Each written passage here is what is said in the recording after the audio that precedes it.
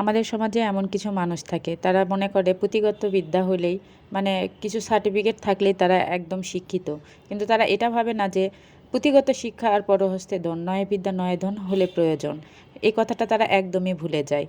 কয়েকটা কাগজের সার্টিফিকেট থাকলেই যে শুধু শিক্ষিত হওয়া যায় সেটা একদমই না। শিক্ষিত মানুষের ব্যক্তিত্ব এবং ব্যবহারেই বোঝা যায় যে মানুষ কতটা শিক্ষিত। যার কথায় এতটা তিতা, এতটা অপমানজনক ভাষা লুকিয়ে থাকে, সে কী করে নিজেকে শিক্ষিত বলে দাবি করে সেটা আমি বুঝে পাই না।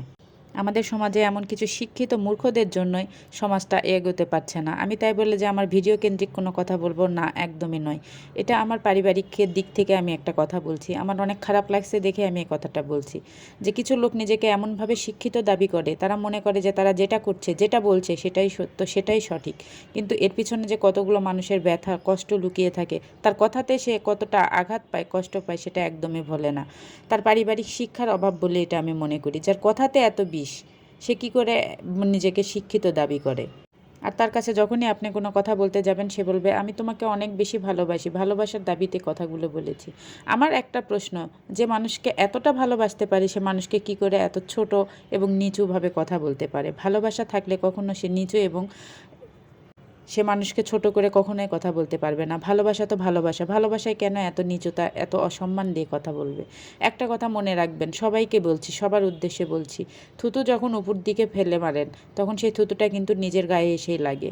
এজন্য বলছি, কারো গায়ে কাদা ছেটানোর আগে বারবার ভেবে দেখবেন যে কারো গায়ে কাদা ছেটানোর আগে নিজের গায়ে কী ছিল, আমার পিছনে কী ছিল, আমার পিছনের অতীত কী। মানুষ কী করে এত তাড়াতাড়ি সব অতীত ভুলে যায়, মানুষের পিছনে লাগে। মানুষের অতীত ভুলে যাওয়াতে মনে হয় যে মানুষ সব কিছু ভুলে গেছে। আরে ভাই, আজকে আপনি কি ছিলেন সেটা আমি জানি, আমি কি হয়েছি সেটা আপনি জানেন। এটা আমার ভিডিও কেন্দ্রিক কোনো কথাবার্তা নয়, আবার ভিডিও কেন্দ্রিক অনেক কথাবার্তা। আমি ভিডিও করি দেখে সবার অনেক সমস্যা। কেন রে ভাই? আমার যদি সমস্যা না থাকে, আমার পরিবারের যদি সমস্যা না থাকে, তোদের এত জ্বলে কেন? আমি কিছু বুঝতে পারি না। সমাজে কি শুধু যারা অশিক্ষিত তারাই ভিডিও বানায়? ভিডিও বানানো মানে কি খারাপ কোনো উদ্দেশ্য নিয়ে ভিডিও বানায়? আমি কিছুই বুঝতে পারি না। যারা ভিডিও বানায় তারাই কি সমাজে শুধু খারাপ? আর কোনো মানুষ কি সবাই সৎ পথে ইনকাম করছে? সবার কি উপার্জন হালালভাবে আসছে? আমরা তো তাদেরকে নিয়ে কথা বলতে যাই না। কেন তারা আমাদেরকে নিয়ে কথা বলতে আসে সেটা বুঝে উঠতে পারি না। আমি কোনো আমার পরিবার কিংবা আমার ফ্যামিলিকে নিয়ে কথাগুলো বলছি না। আমার কিছু হেটার্সদের নিয়ে এই কথাগুলো আমি বলছি। যদিও বা কেউ গায়ে পেরে নিবেন না। কে বা কারা আমাকে এই কথাগুলো বলতে পারে, নিশ্চয়ই তারা বুঝতে পেরেছেন। কিছু লোককে উদ্দেশ্য করে, কিছু হেটার্সদের উদ্দেশ্য করে আমি এই কথাগুলো বলছি।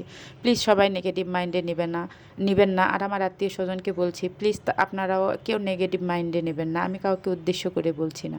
কারো একটা কথাতে আমার এত বেশি ভীষণ খারাপ লেগেছে, যার কারণে আমি এই স্ট্যাটাসগুলো দিচ্ছি। তো যাই হোক, পরিবারের প্রিয়জনদের জন্য এই কিছু সামান্য কিছু আমার আয়োজন ছিল। সবার উদ্দেশ্যে একটা কথা বলি, যে যে জায়গায় নিজের যোগ্যতায় থাকুন, কারো পিছনে না লেগে নিজে কি ছিলেন, নিজে কি আছেন, ভবিষ্যতে কি থাকবেন সেটা নিয়ে চিন্তা করুন। সবাই ভালো